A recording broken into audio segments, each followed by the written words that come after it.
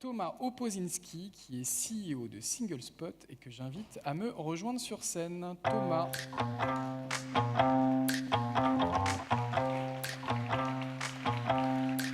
On peut continuer à applaudir, qui arrive. L'autre bout de la salle. Bonjour. Il te manque un micro, je te le donne. Thomas nous fait une très courte présentation de 5 minutes et je te rejoins pour une conversation. À tout de suite. Bonjour. Alors je vais vous présenter rapidement SingleSpot, qui est une société que j'ai créée avec mon associé il y a maintenant 4 ans. Initialement j'étais consultant, j'ai beaucoup travaillé dans l'univers de la grande distribution et j'ai pu identifier un besoin pour les retailers physiques d'avoir une donnée en plus que la donnée transactionnelle à laquelle ils ont accès, et qui est une donnée de parcours physique, de compréhension de ce que font les gens, les consommateurs, avant et après avoir visité un magasin. Donc l'idée, c'était de développer une technologie qui permettrait de collecter des données de localisation sur des consommateurs et de reconstruire l'intégralité de leur parcours de consommateurs. L'avantage de la donnée de localisation, c'est que c'est une donnée qui dit la vérité, plus que n'importe quelle autre donnée, puisque quand vous sortez de chez vous, que vous prenez le taxi, le métro, le scooter, ou que sais-je, pour vous rendre dans un magasin, c'est un acte qui est très engageant et qui en dit beaucoup sur vous. C'est ce qui fait la valeur de la donnée de géolocalisation, et c'est pour ça que cette donnée, aujourd'hui, elle a beaucoup de valeur pour le retail. Rapidement, un petit point de techno, de fonctionnement de la techno. Une bonne donnée de géolocalisation dépend d'une bonne cartographie, c'est-à-dire la façon dont on va construire la carte de la France et surtout les points d'intérêt qui sont sur cette carte, de façon à derrière être capable de mesurer des visites en point de vente. Ça, on le fait chez SingleSpot à la main, avec un peu d'algorithmie, mais surtout beaucoup à la main. On prend tous les points d'intérêt, que ce soit des magasins, que ce soit des salles de sport, des salles de concert, et on va tracer à la main le contour de ces magasins. On appelle ça des polygones, une méthode polygonale. Et on fait ça donc pour chaque point de vente et pour chaque point d'intérêt en France. Et derrière, pour être capable d'identifier des visites et donc pour pouvoir reconstruire des parcours, il faut collecter cette donnée. Et cette donnée, pour la collecter, on a fait le choix d'utiliser ce qu'on appelle un SDK, c'est-à-dire un petit logiciel qu'on intègre dans des applications mobiles qui sont nos partenaires et qui vont nous permettre de collecter autant de données de localisation qu'on veut, au moment où on veut, avec une précision qui est très fine, puisque l'utilisation d'un SDK permet de calibrer le GPS dans le téléphone avant de collecter le point. Cette technologie nous permet de collecter jusqu'à 300, voire même 400 points de localisation par utilisateur et par jour, ce qui nous permet donc de reconstruire l'intégralité des parcours. Et derrière, une fois qu'on a collecté ces points de localisation, on va utiliser notre cartographie pour dire voilà, cette personne, à telle heure, elle a visité un magasin Carrefour, à telle heure, elle a été à la salle de sport, etc. Donc tout ça fait peur, ce qui nous amène au sujet RGPD. Il y a un gros sujet en ce moment sur le marché de la géolocalisation spécifiquement pour les sujets RGPD. C'est la conformité, c'est le respect de la vie privée. Et aujourd'hui, on est fiers chez SingleSpot d'avoir une politique de recueil du consentement, de conservation des données et plus globalement une politique RGPD qui a été approuvée par la CNIL suite à un process qui a démarré par un audit qui s'est suivi par une mise en demeure et une mise en demeure qui a été levée il y a quelques jours. Qu'est-ce qu'on fait avec ces données de localisation? Principalement deux choses. Du média. L'objectif principal étant de générer du trafic en point de vente. On va identifier des personnes au comportement spécifique qui vont visiter certains types de magasins. On va les cibler avec des campagnes pour nos clients. Et derrière, on va être capable de mesurer pour chaque personne qu'on a exposée si elle s'est rendue sur le point de vente de nos clients. Ça, c'est la première partie, le premier type de produit qu'on va proposer. Deuxième type de produit, c'est des produits plus orientés data. Là, on va sortir du média et on va vraiment rentrer dans la compréhension des flux de trafic dans les magasins et donner de l'information à nos clients sur ce qui se passe pour chacun de leurs magasins à un niveau très local, d'où viennent leurs clients, d'où viennent leurs non-clients, est-ce que leurs clients sont fidèles, est-ce qu'ils vont dans d'autres enseignes, quel autre type d'enseigne, etc. On peut faire énormément de choses avec cette donnée, elle a énormément de valeur pour les retailers et donc on travaille énormément sur ce produit data. Un petit mot sur la société, on est plus de 40, donc comme je vous le disais, on a été créé il y a 4 ans. On a eu 2 ans de développement R&D, pivot, les 2 ans habituels des startups, les 2 ans un peu galères. 2017, on a commencé la commercialisation. On a été rentable dès notre première année de commercialisation. On a recruté plus de 20 personnes. Et donc en 2018, on a levé des fonds auprès d'Iris Capital pour développer Single Spot en Europe et pour renforcer l'équipe et nous permettre de développer toute la partie data intelligence. Voilà. J'ai essayé de faire vite.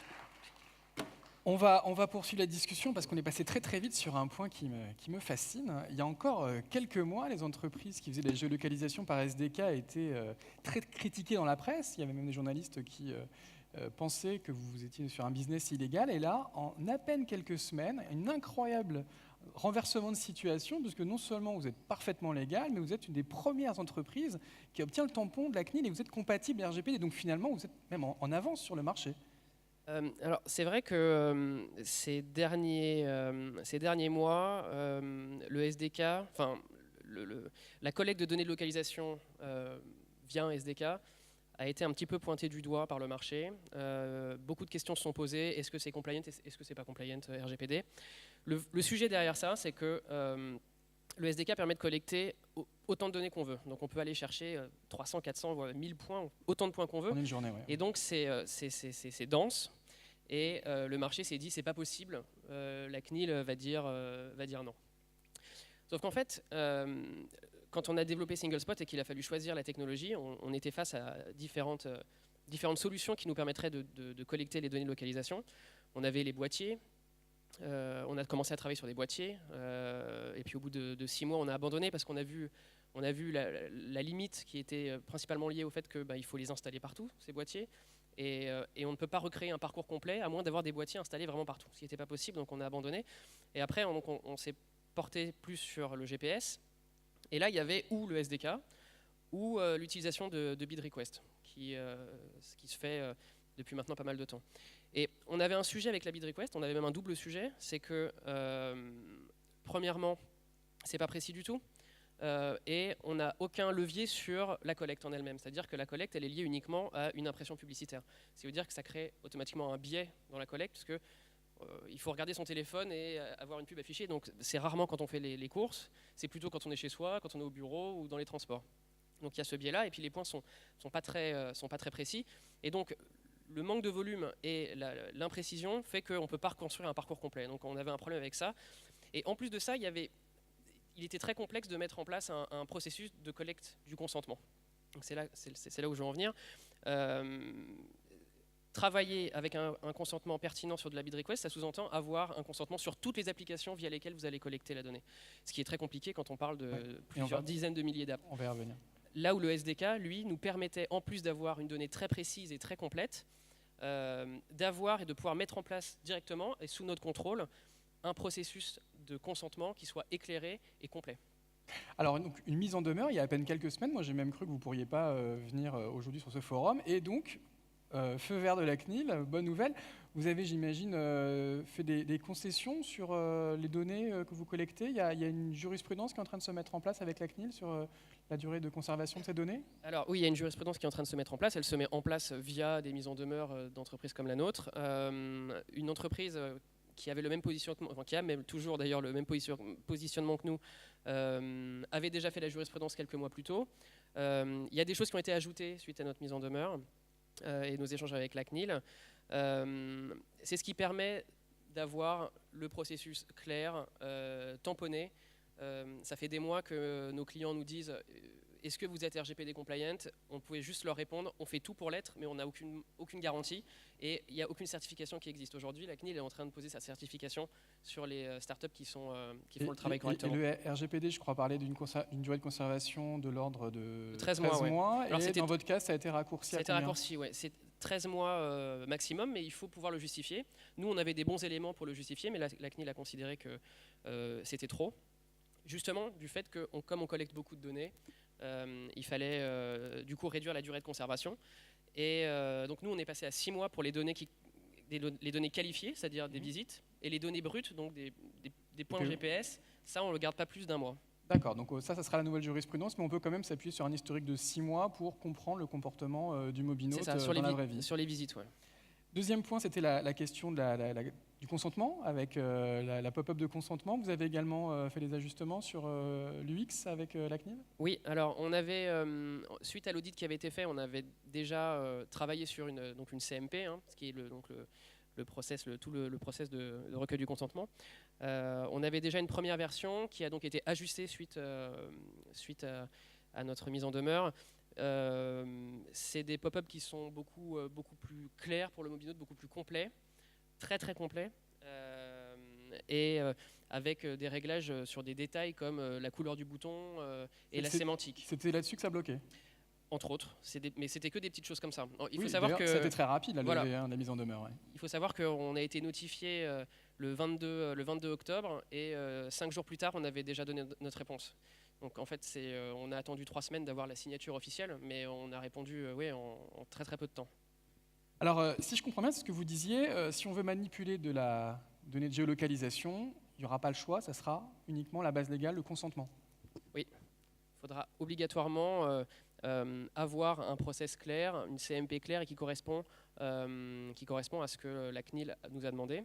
Et d'ailleurs, pour revenir sur le sujet bid request, aujourd'hui la CNIL a notifié un de nos concurrents sur cet aspect-là spécifique, et ça conforte encore une fois les choix qu'on a pu faire chez SingleSpot de ne pas travailler avec cette donnée, puisque la direction Parce que vous ne pouvez pas assurer la traçabilité du consentement. Exactement. Ça va être ça le point faible. C'est ce qui va être compliqué.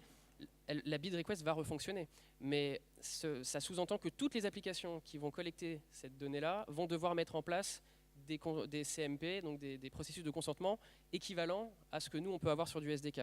Et tout l'intérêt de la bid request était de pouvoir collecter énormément de données très facilement. Aujourd'hui, il faudra que les acteurs qui travaillent avec de la bid request s'assurent que toutes les applications via lesquelles elles collectent ces données-là ont le bon processus de recueil du consentement. Et ça va le faire, mais ça va être très long. Alors du coup, il va y avoir une raréfaction peut-être de la donnée de géolocalisation, une raréfaction également du consentement. Est-ce qu'il va y avoir un arbitrage à faire entre taux d'opt-in et taux de pénétration sur ces formats? Alors, la nouvelle CMP que nous avons construite avec la CNIL, étant plus riche, elle va probablement amener une baisse du taux d'opt-in. On ne voit pas vraiment ça comme un problème. À date, ce qu'on peut voir, c'est que même si l'impact est réel, il est beaucoup moins fort que ce qu'on pouvait craindre. Mais c'est aussi notre rôle, du coup, d'aller chercher plus de partenariats pour compenser cette baisse de reach. Et le reach, d'ailleurs, va devenir un élément de compétitivité pour les acteurs du Drive to Store. Et c'est un sujet qui va être aussi un peu plus transparent sur le marché. C'est ça, c'était déjà un sujet de compétitivité. Le problème, c'est que finalement, c'est un marché qui est assez opaque. Et on peut très bien arriver en rendez-vous et dire j'ai 20 millions d'opt-in et personne ne peut aller vérifier.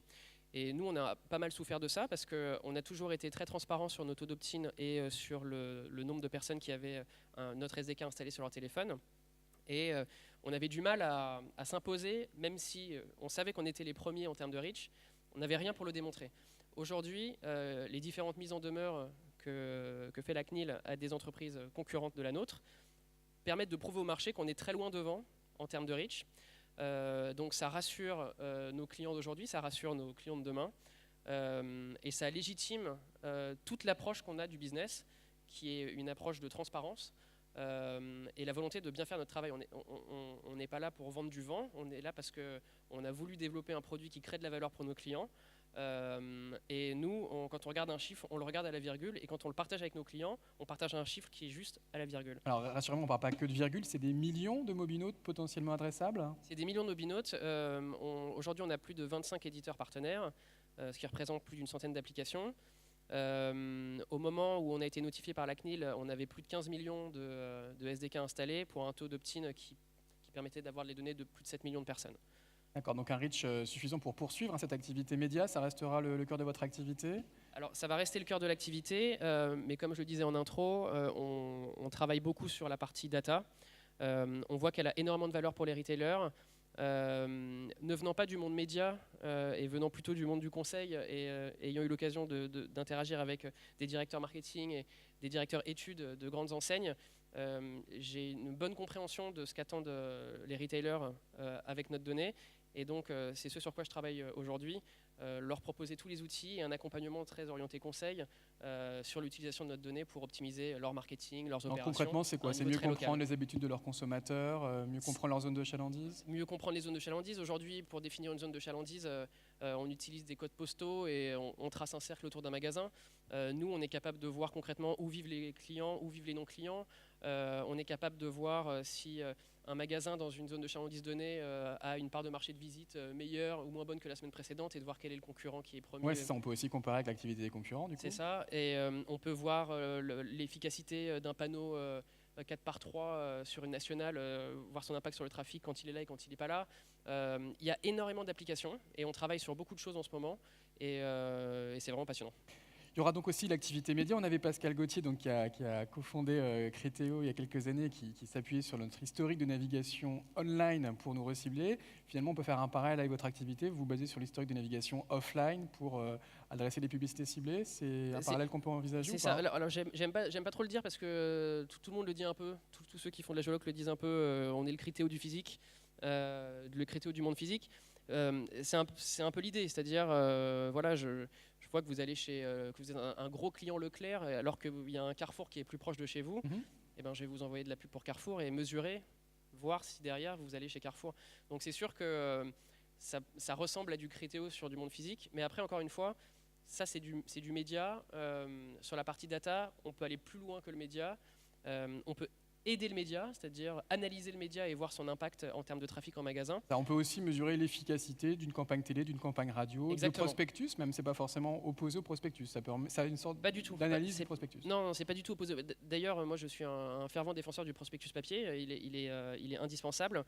Il n'est pas mort et il va pas mourir dans les années qui viennent. Mais par contre, ce qu'on peut faire avec notre techno, c'est voir comment mieux le distribuer et comment aller chercher des poches d'économie dessus.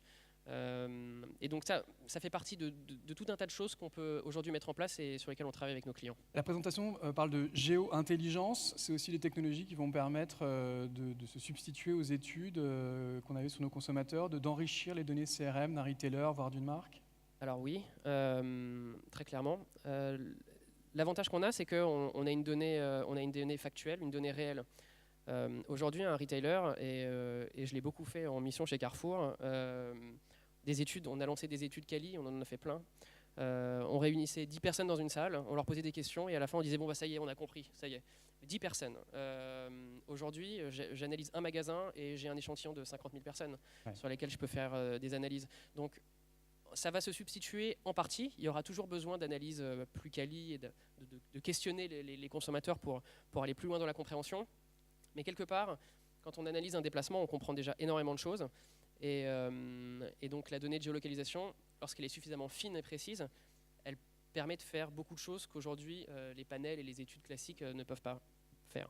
2018, ça a été une année un petit peu compliquée avec le RGPD. Il y a eu beaucoup d'attentisme du marché. On peut être optimiste pour 2019, maintenant que les problèmes juridiques sont derrière nous. 2019, on fait du business? Alors 2019, on fait du business. 2018 a été compliqué parce que 2017, ça a été complètement dingue pour nous.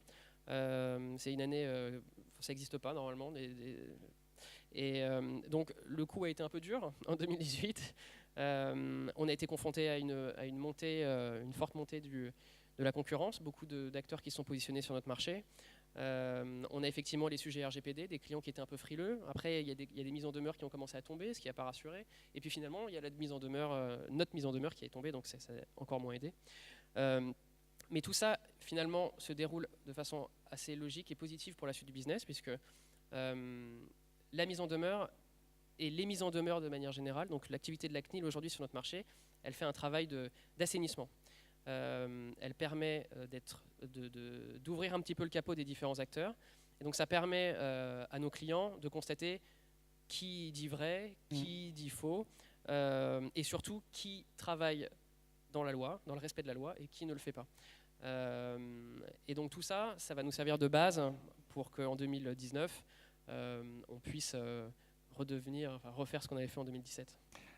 Merci Thomas, on vous souhaite en tout cas une excellente année 2019. On peut l'applaudir. Merci.